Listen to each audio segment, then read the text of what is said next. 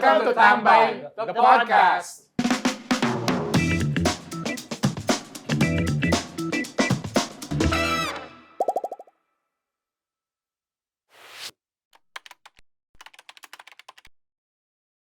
So, sino pinakamatanda dito? Ako siguro. So, it's good to be around young people and we're supposed to come together para pag-usapan natin kung anong leadership. So, what to use leadership? Should we... I think meron kayong self-help. I-google muna natin. Simulan natin Tapos sa i-interpret definition. natin.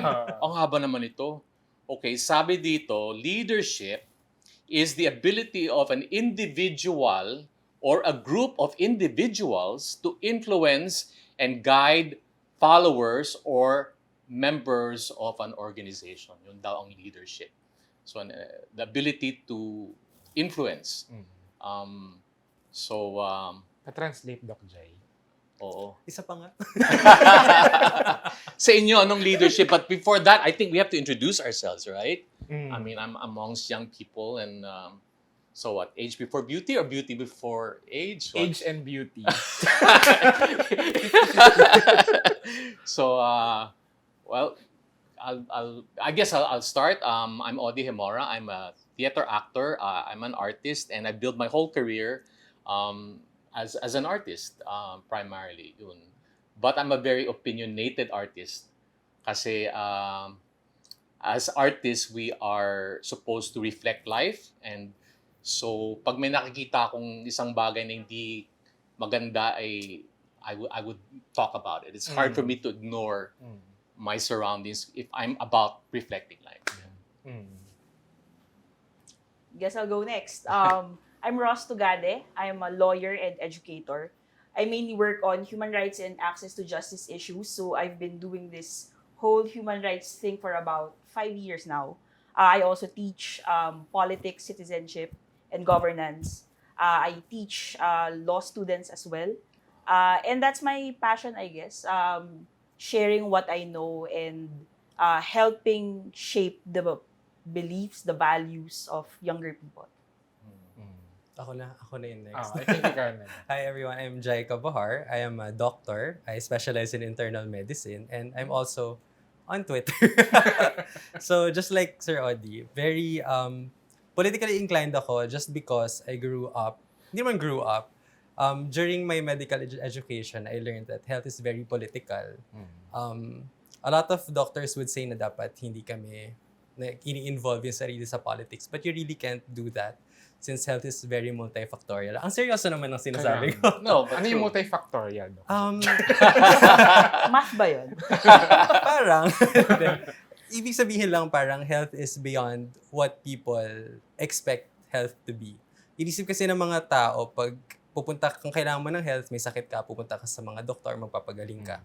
But in truth, sa bahay pa lang nagsisimula na yung health, yung environment mo, yung policies na nag-regulate ng mga nangyayari sa buhay mo, dapat accessible siya to everyone. So, as a doctor, hindi lang naman ako yung politically inclined, marami kami, but ayun, nag-feed off each other lang kami. So, ayun.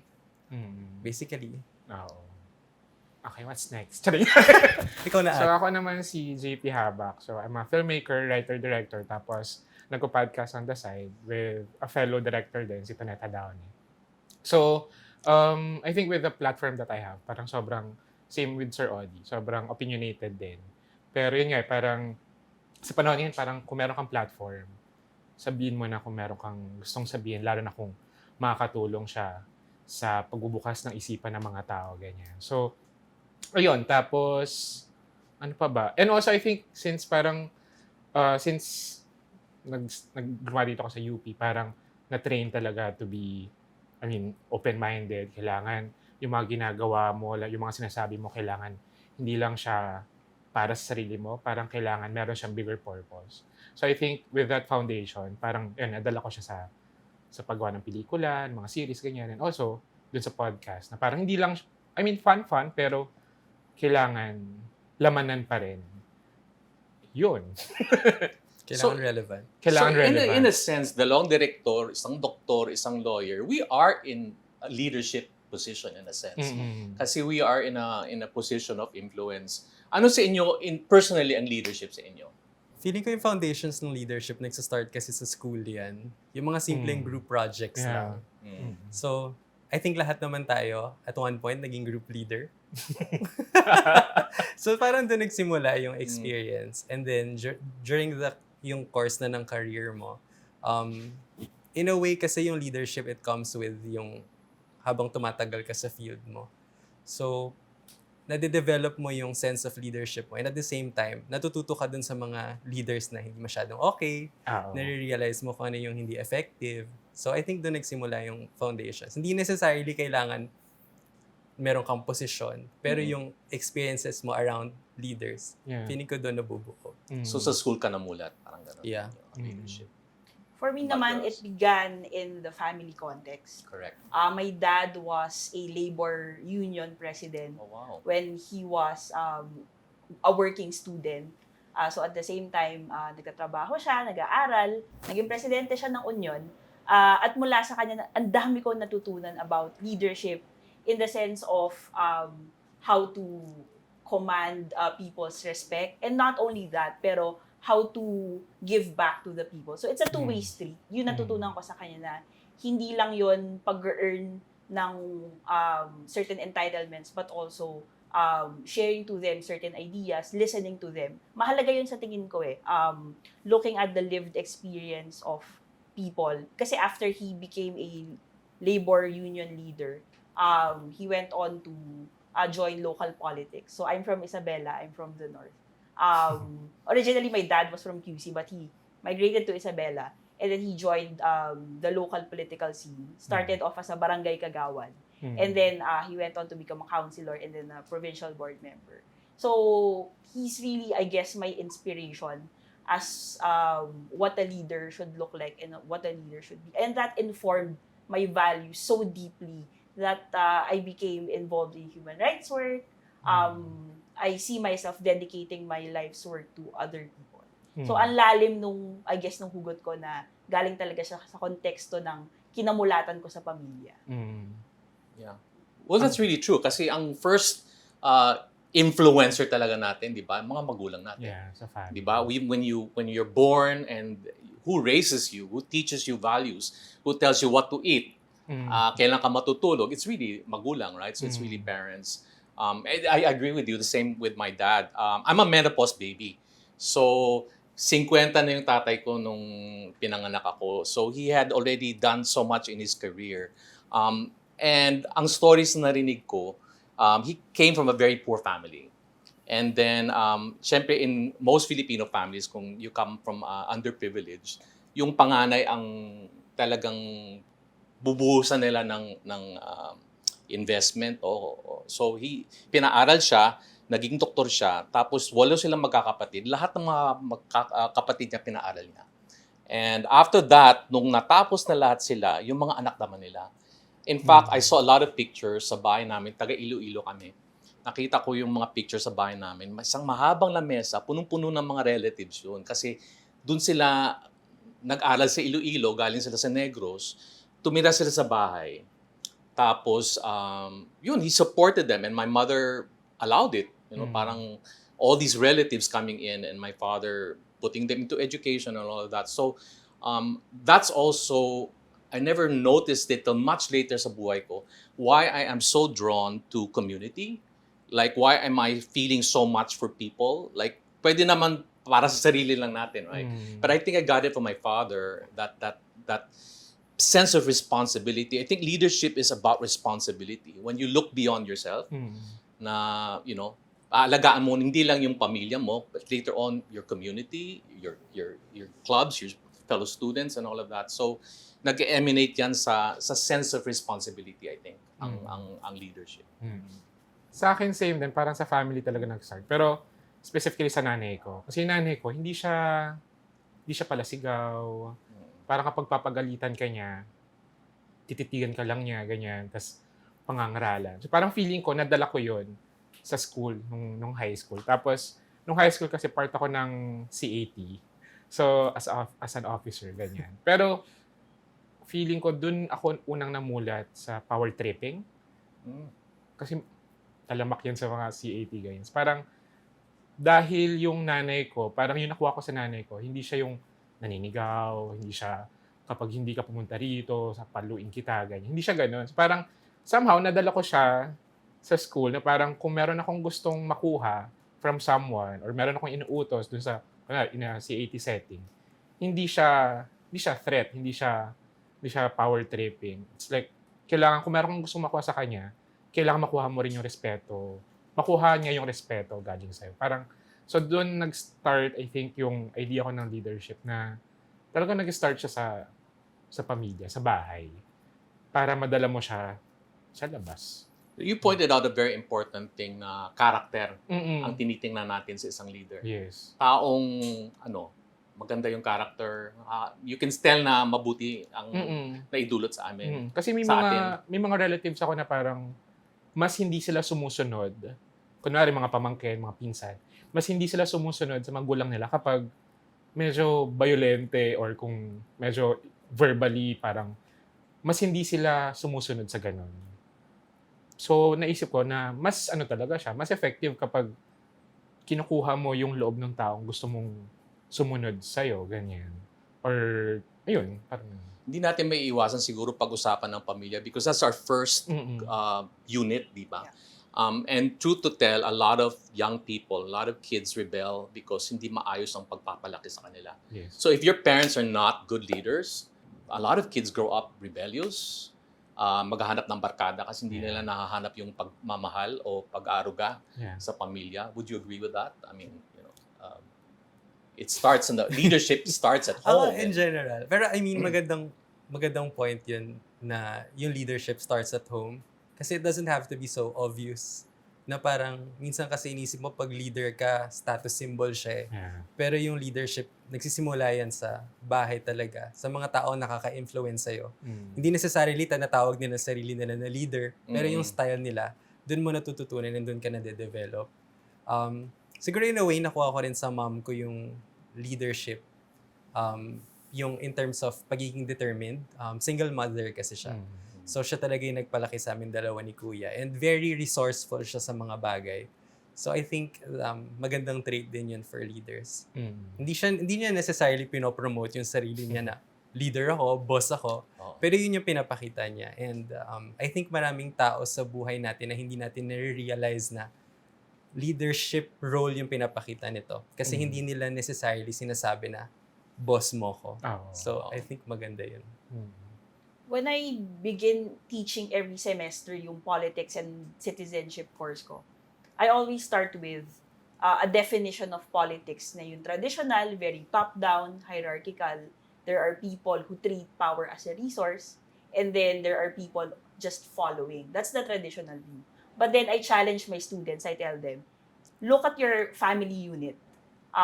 That whole process of deciding anong ulam nyo, bukas, sino ang magde-determine ng budget for which item sa grocery, isa yung form of participating in politics inside the home.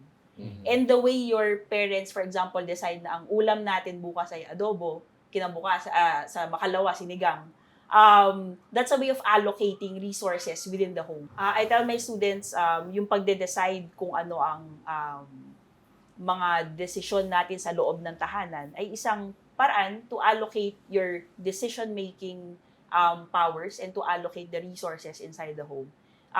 Na yung magulang natin, lumalabas talaga na sila yung formative kumbaga icons natin for leadership and for making certain decisions in life as we go on, as we grow older. So, when I challenge them, look at your families. Yung politika nag-uumpisa yan sa loob ng pamilya.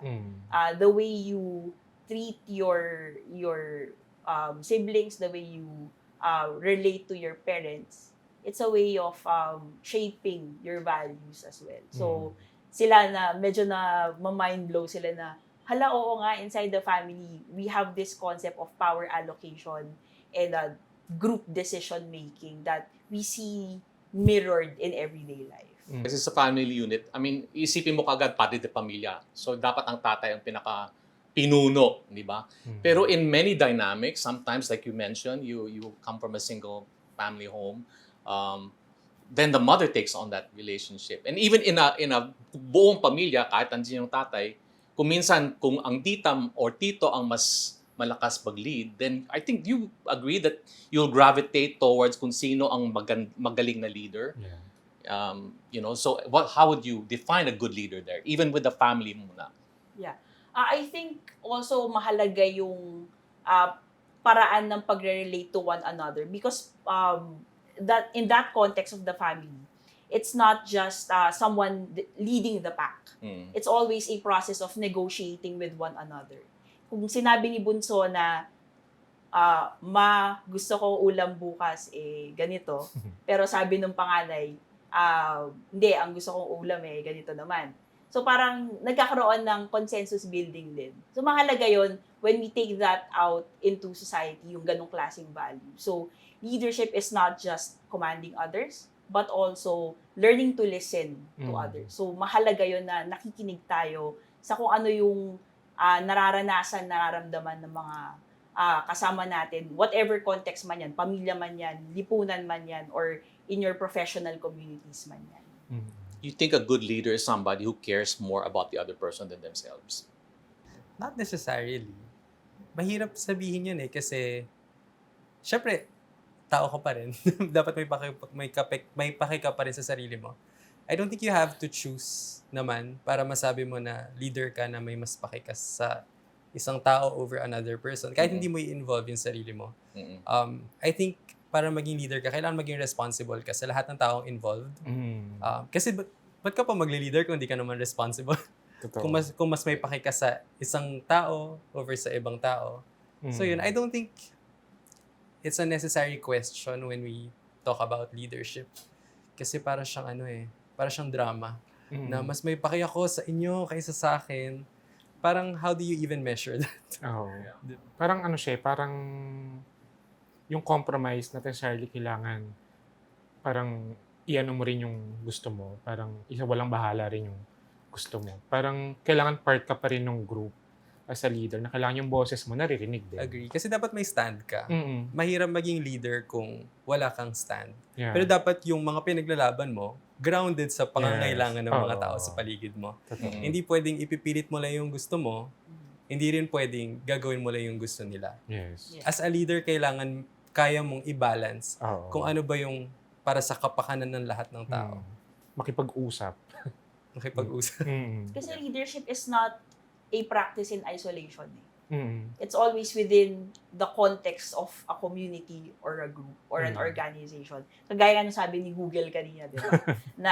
Yung definition ni Google kanina is within an organization. Pero hindi ka nagiging leader. You don't emerge as a leader purely on your own merit. Di ba? Some people form a consensus kung sino yung sa tingin nila ay mag-lead sa kanila. And some leaders emerge naman out of the need of the particular context they're in. Yeah. So, hindi self-declaration niya na I will be the leader of this community. Pero, constant process of negotiating within that context. So it's interesting that you brought that up because leadership, therefore, is something that is given. Baga may mga followers yan Hindi naman pwedeng maging leader ka. Ako yung tatay dito, akong masusunod. Ganyan. At one point, you need kind of have to earn it, right? I mean, the trust to people that, yes, you can lead the family. Or you kind of have to earn it. I mean, you can't be a leader and not have followers, right? So, But at the same time, parang hindi siya role lang parang it's a character. right. Yeah. Right. Parang hindi ka leader dahil lang nabigyan ka ng responsibility. Hindi ka leader one day, the next day leader ka na kasi nagkaroon ka ng mga taong nagbaback sa'yo or Right. nagkaroon ka ng responsibilities and roles. Mm-mm. Feeling ko kahit wala pa kasi sa position na yun, yung traits mo as an individual, pang leader ka ba or hindi. Yeah. And natututunan yun over time. Sabi nga natin na influence natin yung isa't isa sa bahay. And I think nasa definition nga rin ni Google kanina na andun yung factor ng influence. I guess maybe what I was trying to get at is, tama ka, is role versus character that people... In other words, what I wanted to say is, for example, a tatay, right? If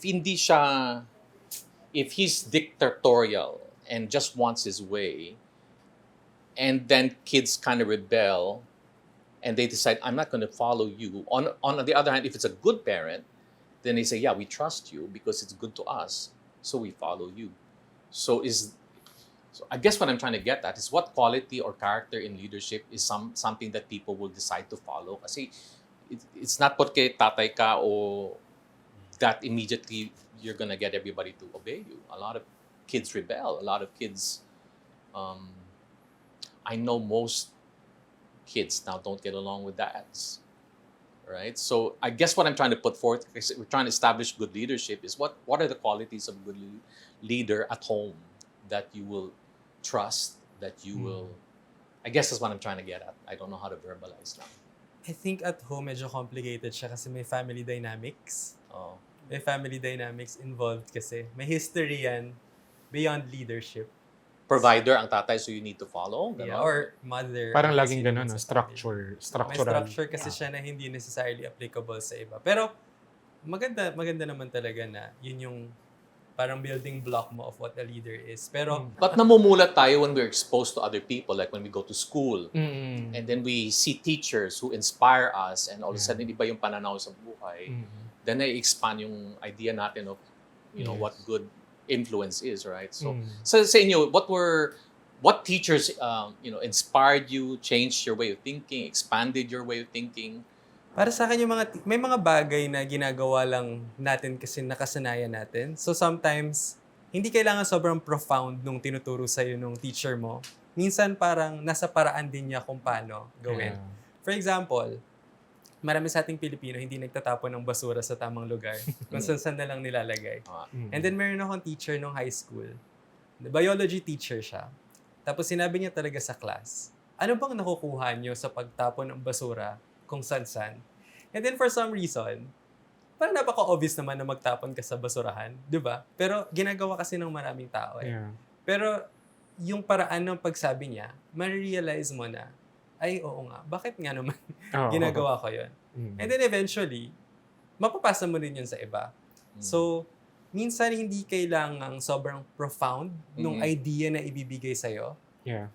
Pero kung paano niya sasabihin, kung paano niya ipapakita, Mm. doon dumadating yung influence. Oo. Good. Actually, same. Parang meron akong English teacher ko siya nung grade school. Kapag sobrang ingay na ng mga estudyante, hindi siya sisigaw. Tatahimik lang siya. Tapos parang lagi ko siya nakikitang gano'n, na kapag sobrang ingay, hindi nag-pay attention yung mga students, tatahimik lang siya. Tapos sobrang effective, tatahimik yung mga tao. Na parang, Mahihiya ka na oo, lang. di ba? Mahihiya ka na lang. So parang feeling ko, parang kunyari sa nanay ko na gano'n, na hindi siya pala sigaw, hindi siya, kapag maingay ka, hindi kanya sigawan. Parang nakuha ko yun sa nanay ko, kapag nung lumabas na ako sa school, sa classroom, ganyan, pag nakikita ko sa nanay ko, nakikita ko rin sa mga teachers ko, sumusunod ako kasi alam kong ito yung parang somehow implied din na ituro sa akin ng nanay ko kung na kailangan kong makinig, kailangan kong tumahimik kapag may nagsasalita. So, yun. Do you know it was a teacher who made me discover what my talent was? It was a teacher who made me realize, you have talent, you can sing, why don't you join this musical? And it changed the course of my life. So I think another kind of leadership is one where it helps you expand, makes people discover something about themselves. I think that kind of a leader is very important. Totoo yun. Yung kapag sinabihan ka, pag may sinabi siya sa'yo, mapapaisip ka, tapos doon ka mapupunta sa tamang path na hindi mo pala, yun pala yung tamang path. It was so strong an influence to me when I discovered na artist ako. Nang when my father said, laro lang yan ha, hobby lang yan ha. And it eventually became my career. And he was so worried na hindi ako kikita as an artist. And I was earning very well as an artist. And I looked at my dad and I said, Dad, I'm okay. I'm okay. So to me, a teacher that shows you the way is a leader. Sobrang pressure nitong conversation na to me as an educator. But I'm very conscious of it, no? Yung role na yon. Whenever I talk to my students. Kasi ako naranasan ko in law school, yung konteksto ng law school na napaka bigat and napaka conservative, no? I try to break the cycle of kumbaga trauma in law school na I try to be more compassionate. I tell them, alam nyo, hindi naman mutually exclusive yung rigor and diligence with compassion and kindness when learning about the law. So when I when I approach my students, ito kailangan yung matutunan, pero wag niyong kalimutan na maging mabuting tao. So I'm very conscious of that and sometimes very wary of the things I say. Kasi alam kong tatatak yun eh. Like, the way na tumatak sa akin yung sinabi ng isang professor ko sa law school na, alam nyo, par for the course naman ng matalino sa UP Law eh. Lahat kayo dito matalino. Pero iba yung masipag, iba yung may dedication dun sa ginagawa niya. And that's what will set you apart. Iba talaga kapag na-influence ka ng leader sa i-correct yung values mo. Kasi I think yun yung pinaka magandang paraan. Do you guys want to eat and take a break or do we just keep Props going? lang daw to, sir. Chikahan lang tayo. Parang napapasarap yung kwentuhan. Parang mas masarap sa pizza. Or charachat. Props lang daw yan. Hindi, warmed up na tayo. So let's just go for the next segment before we eat. Tapos, kapag may traffic, kain na lang tayo. Go. Nasa welcome rotonda tayo eh. Let's talk career. Naku. There are leaders in one's career, right? I mean, as you enter your career, I'll start because I'm the older guy here. Nung pumasok ko sa teatro, I went under a professional theater group called Repertory Philippines. And it's okay, it's not a secret, but the mentor there was Zenaida Amador. She was about 5'11", but she stood 6 feet. Pagdating sa persona, pagdating sa strength and palamura, paggalit sa'yo, mumurahin ka, talagang todo-todo. Yun kung hindi ka pa matapunan ng ashtray o ano. Everybody was terrified by this woman. But later on, I realized why she had to be that kind of a leader. Kasi hindi pa profesyon ang teatro nung mga panahon na yun, nung nagtayo siya ng repertory. So she said that the director's role is to will everybody to do one thing. And you're 4'11", and you're a woman, and all these unprofessional people, carpenters who won't make their deadlines, or people, thick-headed, philosophical actors who want to do their own thing. She had to screen everybody para sumunod sa kanya, para magawa niya yung gusto niyang gawin. That is the kind of leadership that I went into when I went into the theater. And it was, in one respect, admirable kasi doon ko talaga natutunan yung passion and that single-mindedness na gagawin ko to at nagawa niya talaga. Her dream was to create an industry for the theater, Philippine theater, and she did it. Almost all the young theater companies were born out of Repertory Philippines. Dahil doon nakita namin yung minodel niya yung pagiging leader. But as much as I learned everything I did about theater from her, I never liked the manner. I never liked na sinisigawan ka, na may personal, because it tore us. We were so young. She was trying to lead us like an army na wala kang ego. Kung actor ka kasi, dapat ready kang gumanap ng kahit anong role. Kung may ego ka, parang, ayokong yan kasi magmumukha akong stupid. No, she screamed at me one time when we were rehearsing because I was doing a comedy. And I was so conscious about how I looked. She's screaming, you're going to be a good actor. You have to be willing to look stupid. Mga stuff like that. And I realized, she was right. I learned so much. But when you're young and you're so fragile and you're forming pa lang your self-worth, being screamed at like an army person, really tears at you. It was a form of abuse in a sense. So it's a love-hate, respect. I would never do that kind of thing. So I learned, as my co-actors of that generation have learned, that we took all the good about the craft, but we will never do it in that manner. Yeah. Na doon ko natutunan na pwede ka palang tumingin sa isang leader at mag-cherry pick ka kung anong magandang tinuro sa iyo at anong ayaw mong gawin. And we made sure that all of us mula noon, we would never scream at our actors. We made a conscientious effort na yun ang mga bagay na ayaw namin gawin when we become directors ourselves. So, kayo, what were your experiences with strong leaders like that in school or in your profession? Law school, everyone knows, is such a difficult and arduous environment. No? Ang daming horror stories. Magtanong ka ng kahit sinong law student dyan. Ang dami niyang horror stories about studying the law. And sa UP Law, we have this etching on a marble wall. Pagpasok mo ng Malcolm Hall, just to paraphrase it, it says, the business of a law school is not just to make good lawyers, but it's to make great lawyers and to teach the law in the grand manner. So, the grand manner was a phrase that was taken so seriously by most professors in law school. But in varying interpretations, I guess. Some teach in the grand manner by making sure that you form students who will take their knowledge of the law and turn it into something of service to the people. Kasi pinaaral kami ng taong bayan. So, sloganeering lang yun kapag hindi kami nagbalik. But there are teachers din na, and I won't name names na lang. Bakit? but there are certain professors who interpret that phrase as grandstanding. No?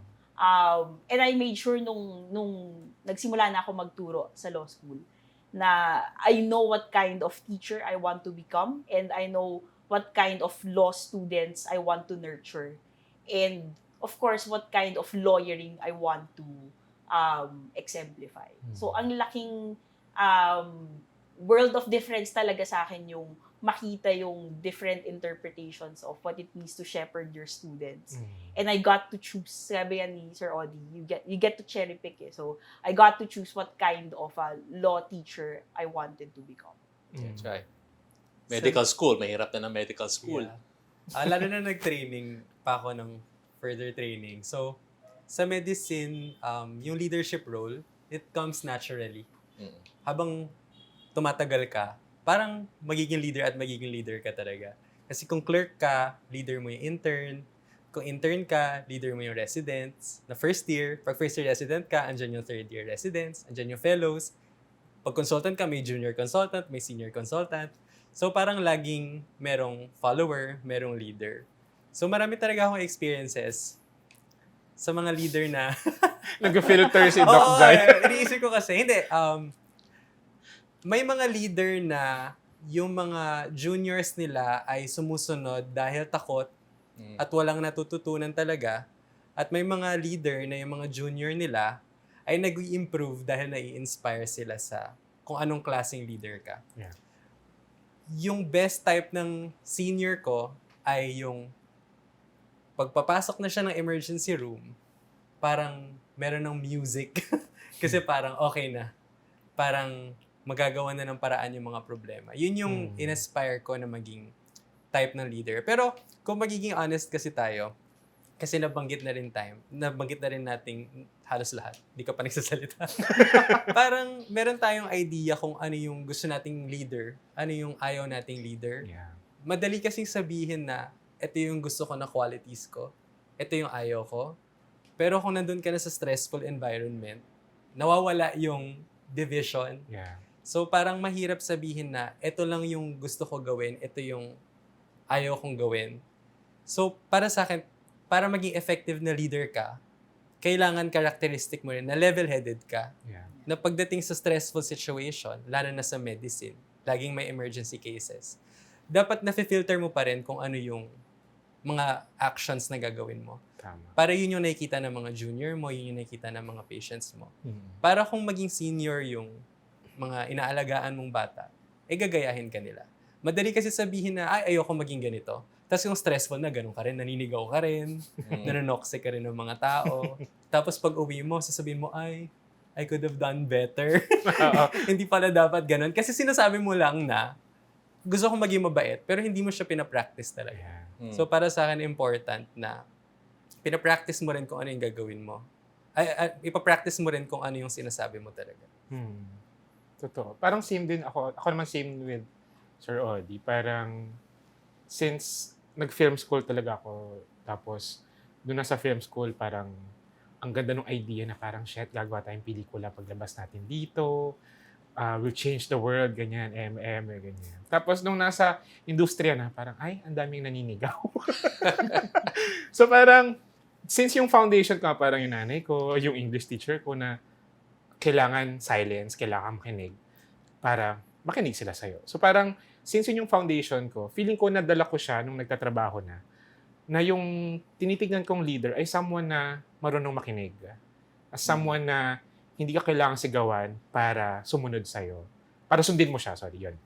So, may time na parang, nung nasa industry na ako, hindi ko alam kung ano yung, I mean, alam kong gusto ko maging director, pero hindi ko alam paano pumunta doon. So, dahil, nung time din na yun, parang tanda ko na rin. Pero nung pumasok ko sa industry, ang dami ng, parang siguro, halos lahat ng batchmates ko, gusto maging director. So, yung competition talaga sobrang taas. So, parang, paano ko ma-reach yung goal ko na maging director? Na sa sariling pace ko rin, sa sariling, na hindi ko kailangang sumabay sa maraming tao na parang kailangan ko magmadali para maging director, ganyan. So, ang naisip ko nun, dahil nag-PPA na rin ako, ganyan. So, ang naisip ko, why not maging assistant director ako? Ay, yung mga assistant director sa mga pelikula, sa mga shoot, sila yung talagang, kung may director na naninigaw, minsan may mas naninigaw na AD, ganyan. So, dahil yun yung naisip ko na path na sundan, naisip kong mag-apprentice. Kasi may mga nakatrabaho mga director talagang terror sila, ganyan. Parang, minsan ang alias na mga, andyan na si Monster, ganyan.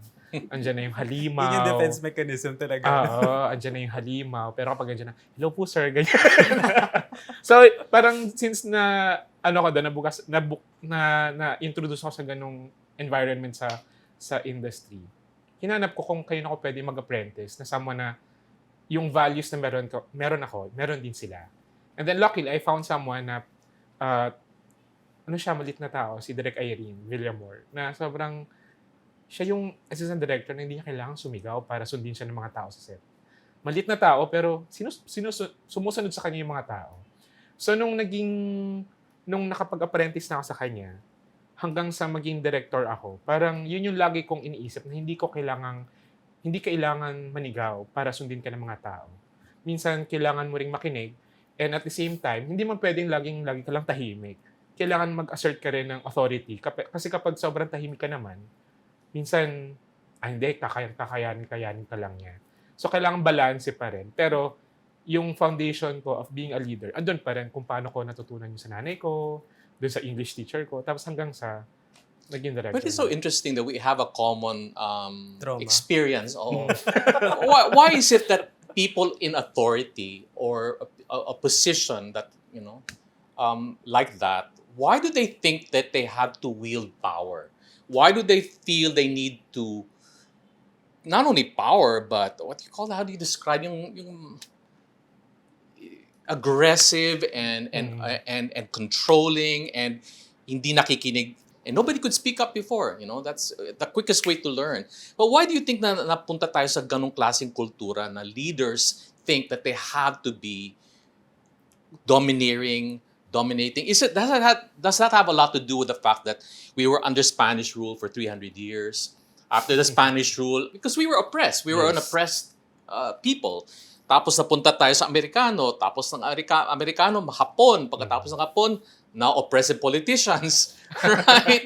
So, I mean, nakasanayan na ba na, and if you look at TV, halos lahat ng teleserye is all about oppression, di ba? Yes. May inaaping, Kahit sa family. di ba?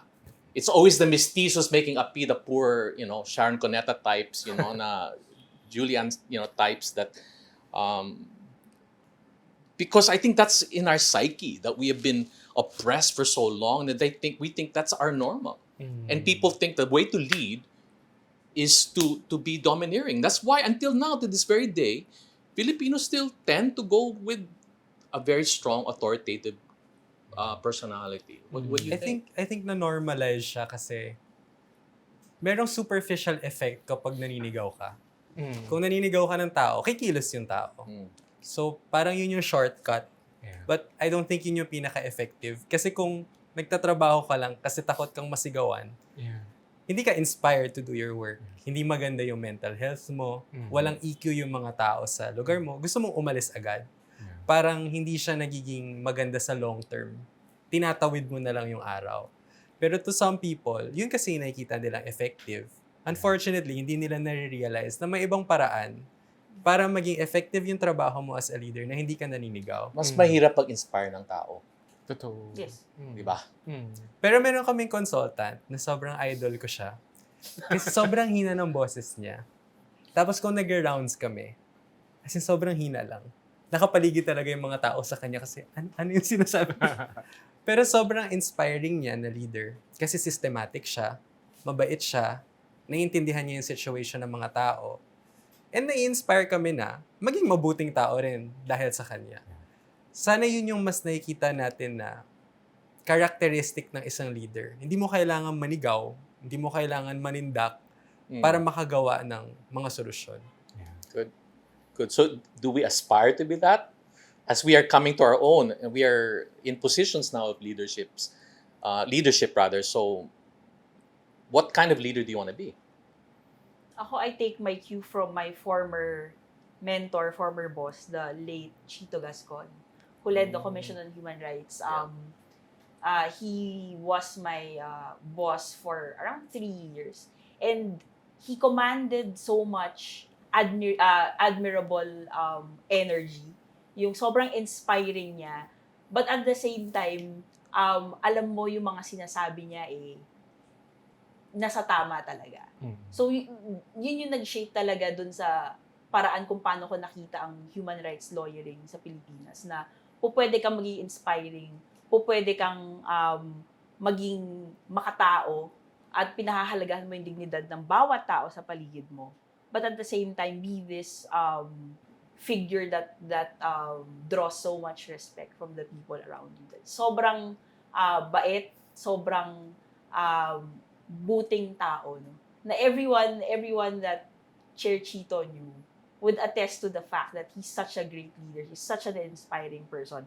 And I would like to share yung isang sinasabi niya lagi sa amin na our task as human rights workers is to pound the rock. So, merong stone cutter. He always like to tell this story. My stone cutter goes to the mountain, tries to pick the stone day by day hanggang sa maubos yung malaking boulder na yon. He doesn't give up kasi alam niyang he has to pound the rock every day. Gano'n pa kahirap yan. And eventually, yung act of picking on the rock, one day at a time, will result into something na gusto mong ma-achieve. So sabi niya, we may not see it in our generation, but the generations that we will inspire to pound the rock and to continue cutting the stone will have a ripple effect in our history. I think yun yung magandang way to describe a selfless leader. Hindi yung ginagawa niya yung work para ma-account sa kanya. Hindi niya ginagawa yung mga roles na kailangan gawin para sa sarili niyang kapakanan, kung hindi para sa mga tao, sa mga susunod na henerasyon. So marami kasing type ng leaders na ginagawa lang yung bagay pang CV nila. Para, marami akong nagawa. Pero pagkatapos ng role mo, hindi naman sustainable yung mga nagagawa mo. Wala namang nakinabang sa long term.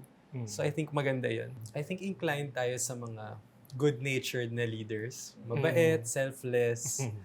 Kaya lang, to be honest, hindi rin siya enough, no? Kasi kailangan visionary ka, kailangan may plano ka. Correct. Hindi pwedeng puro bait lang.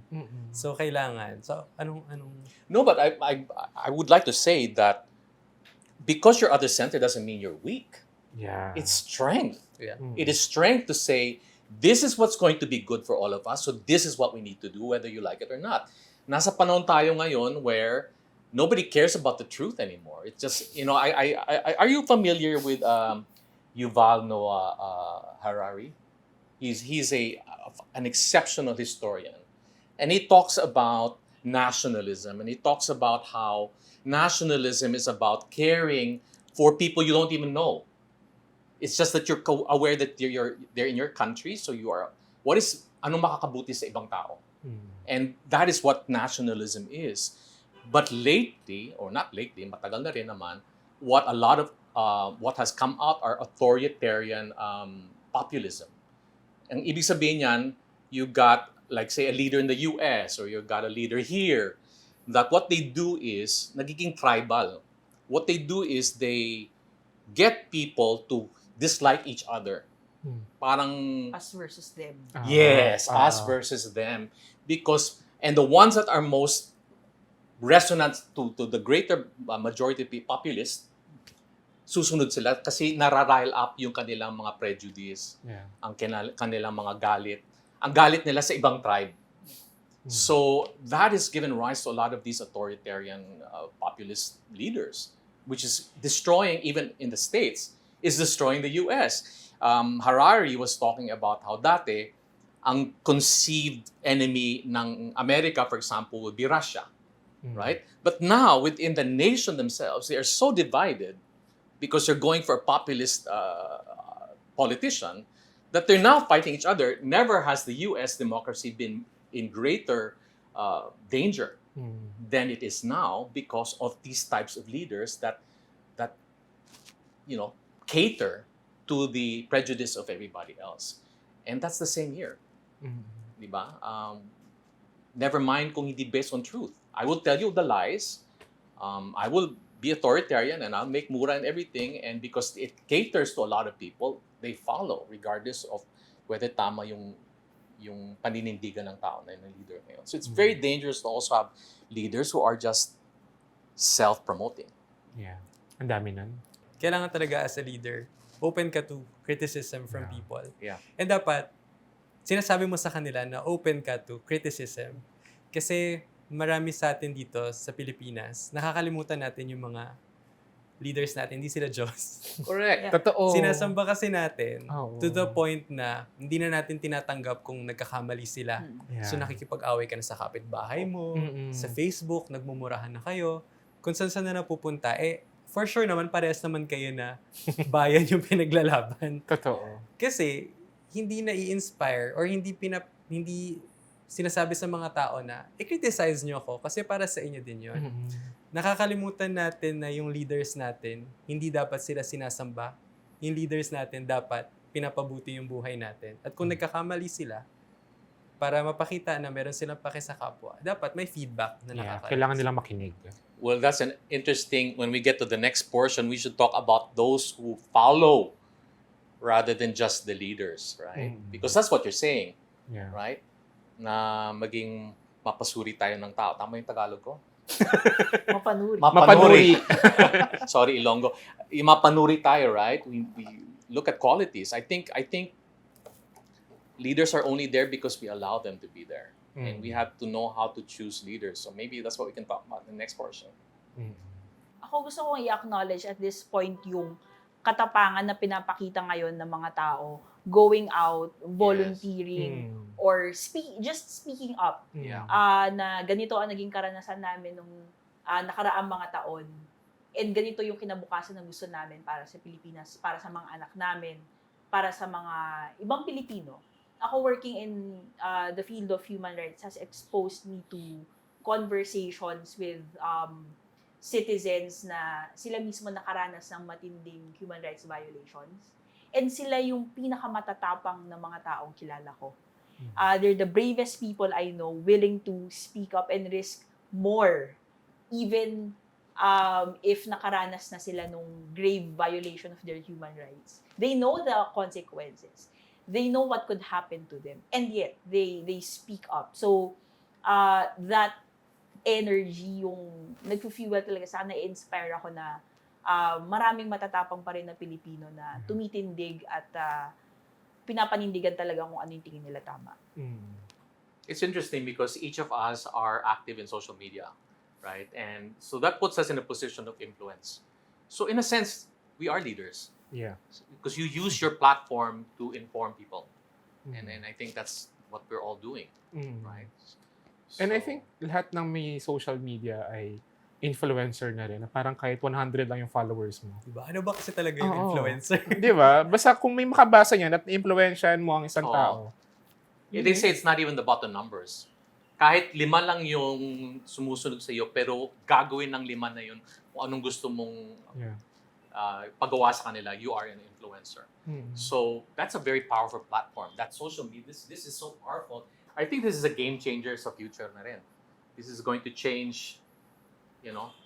I've been into 2 EDSA revolutions already, and the second EDSA revolution was done by, hindi pa cellphone noon. Ano pa lang, pager. Nag-tweet, and I mean, not tweet, people started paging that, go to EDSA. Huh? What? Sige, so in an hour's time, there were already people there. But this is so fast. Moment by moment, there's something going on and everybody knows kung ano nangyayari. And no matter how they try to change the narrative or yung story, baluktutin yung truth, you know, the truth will always come out because people have access to this. And I think that since meron tayong power of social media, parang everyone ay leader na rin. Na parang kung ano yung maipost mo, kasi may effect yun sa mga tao. Kaya dapat accountable ka rin sa mga Accountable posts. ka. Yeah. Right. Hindi yung respect my opinion na lang. Ako, this is just my personal thing. Yeah, we have a list of good qualities that we want from a leader, right? But I think at the end of the day, we have to speak up, like you said. Speak up and make a stand so that eventually the right leader will be there. But it will have to begin with us, with our square foot, you know, making a stand on what we think, what kind of government we deserve, what kind of leader we deserve, and demand for it. Hindi lang tatahimik tayo. Yeah, kasi ang pagtahimik, ano na rin siya privilege na rin siya at this point, na parang hanggat hindi ka naapektuhan, hindi ka magsasalita. Pero parang sa panahon ngayon, na parang lahat tayo kailangan na magsalita kasi hindi lang ito para sa atin lang, kundi para sa mas Kaya yung marami. sinasabi ng mga tao na, kinain ka na ng politika. Dapat yun sinasabi. Yeah. Kasi lahat tayo, Kinakain. kinakain talaga Oo. ng politika. Kung Totoo. ano man yung choices na gagawin natin ngayon, hindi lang yan matatapos sa term na ng mga iboboto natin. Correct. Maapektuhan yan yung future Mm. generations. Totoo. Pero kung merong panahon para magpakain sa politika, ito na Times talaga now. yun. Oo, ito na yun. Yeah. Diba? When they say everything is political, it's not an understatement. Yes. Diba? Yeah. Literal. It's literal talaga Literal. na buhay ng mga tao na nakasalalay in Mhm. every political exercise that we Mhm. participate in. Some choose not to participate Yeah. because of privilege, Yeah. pero we have to make the distinction between those who willingly don't participate and those who, even if they want to participate, Mm. merong mga roadblocks to participating. And tayong mga may kakayahan na makisangkot in our own circle sa politika, let's do it for the people in general. No? Let's do Mhm. it for the future of not only this country, but Mankind. the whole of Mhm. humanity. The whole humanity. Yeah. In and out of social media. Yes. In and out Totoo. of our Yes. echo chambers. Totoo. Right. Tsaka yung pakikipaglaban, hindi siya natatapos sa election lang. Yes. Parang kung naipanalo na natin yung pinaglalaban natin, patuloy pa rin siya na kailangan natin maging critical. Kailangan natin punahin kung meron bang nagkakamali. Kahit binoto mo. Kahit binoto mo. Lalo na kung binoto mo. Lalo na Oo, kung lalo na kung binoto mo. But it's interesting that you mentioned it's not like just our country, but it's citizens of the world, Hmm. right? I mean, that thing that's going on in Ukraine, lahat tayo Yeah. involved, right? I mean, we're standing up for what is right and what is wrong. Yeah. We are calling out a dictator, Mm-mm. right? Ako, I'd like to share a term, in a legal term. Legal term siya, pero I find so much meaning in it. Yung common heritage of mankind. Mm. Nice. It's a term to refer to the ocean. Yan, Mm. common heritage of mankind yan. To space, common heritage of mankind yan. And I think yung kapakanan nating lahat, it's our common heritage. And kagaya ngayon nangyayari ngayon sa Russia and Ukraine, I have Ukrainian friends na mga naging kaklase ko when I studied abroad. And hindi detached sa akin yung context nila. Nakikita ko how they're calling out for help in social media. Yung pagkakalayo natin in terms of distance, in terms of culture, hindi siya sobrang laking gap eh. Kasi lahat tayo nararanasan natin. Pag naranasan natin ng isang sobrang difficult na situation, it's a common experience. Yeah. It's a common experience na Mm. yung fighting against oppression. Yeah. May common denominator lahat yan, kahit sino pang diktador yan. Mm. And hindi naiiba yung karanasan natin bilang Pilipinas sa karanasan ng ibang mga tao out Yeah. there. Lalo na yung mga minorities. Yes. Diba? Parang kung ano yung struggle nila sa ibang bansa, nararanasan din natin. Discrimination, oppression, yun. Yeah.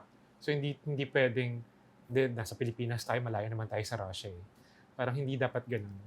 I think dyan papasok yung empathy kanina na sinasabi. Totoo. Hindi porket okay ka, Yeah. wala ka ng pake dun sa iba. Mm. Hindi mo man directly nararamdaman yung consequences kagaya ng bigat na nararamdaman nila. One way or another, makaka-apekto Tama yan ka sa'yo. rin. Mm. Kaya, lalo na kung nanggagaling ka sa privileged, ikaw pa yung dapat mag-speak up more. Yeah. Kasi alam mo na may mga taong mas magsasuffer kaysa sa'yo. Yeah. Mas kailangan nila yung boses mo ngayon. Kasi maraming mga taong takot magsalita. Mm. So kung meron kang platform at meron kang capability na magsalita, ikaw na yun. So I'm so happy to be around people who speak up, right? It was a pleasure. I mean, I had a great time listening to you young people, and it encourages me so much that my future tayo lahat, because young people like you are fighting and making a stand and know right from wrong, and I'm encouraged. Young ka pa rin naman, Sir Andy. Ah, Young ka pa rin naman. at heart. At heart. But yeah, so it's been a good afternoon. You guys want to wrap up with something that you might want to add? Final words? Final words. Si Doc Jai muna. Hindi pa ako ready. Ako rin eh. Use your voice. Walang panahon na pinipili kung kailan ka magsasalita. Gamitin mo yung boses mo, mamili ng tamang leader, mamuna kung kailangan mamuna para sa kapakanan ng mga tao. At the end of the day, tayo mga botante, dapat para sa atin to. Yung pagpili natin ng leader, dapat sa kapakanan natin, hindi kapakanan nila. Kasi tayo dapat yung nagdadamayan, tayo yung nagtutulungan. Ako, I just like to borrow from that famous church song, no? Magagamit rin naman sa ibang konteksto, yung walang sino mang ang nabubuhay para sa sarili lamang. Na lahat tayo magkakaugnay, lahat ng desisyon natin has a ripple effect, not just in our community, but in the greater scheme of things, in the greater scheme of history. Yeah. No? We must situate all our decisions in our place in time, in our place in our community. Aling? Sige, ako muna. Tapos last ka na, Sir Od. Ay, Siguro ako, hindi lang siguro para sa mga magiging leader, pero para sa lahat, na kailangan lang natin maging mabuting tao para makagawa tayo ng magagandang desisyon sa buhay. Kasi kung ang foundation mo ay kabutihan, I think hindi ka magkakamali doon. amen to that, brother. Ang akin lang maadagdag siguro is learn from history. You know, no oppressive governments ever stood. China became communist because of the imperialist, how many centuries ruled by emperors and oppressed the majority of the people. Ganon din sa Russia, naging communist because of the Tsar. So, learn from history, I guess, di ba? I mean, leaders learn from history because there's only so much oppression you can do to people, aalsa din yun, to fight for their rights at one point. Yeah. Ayun. Oh my God. Alright.